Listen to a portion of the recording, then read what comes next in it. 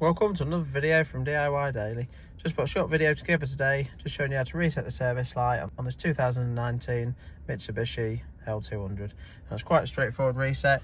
You just see the little spanner there is the actual service light that we've got on the dash. Basically, we're going to do this with the ignition off. So at the minute you can see we've got all the lights on there on stage 2. Just press the button to turn it off. I'm basically going to use this button to cycle through.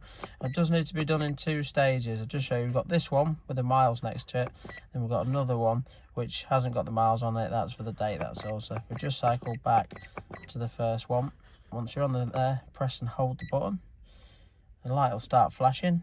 Release the button, press the button again, and you'll see clear there. And then we can just cycle through again.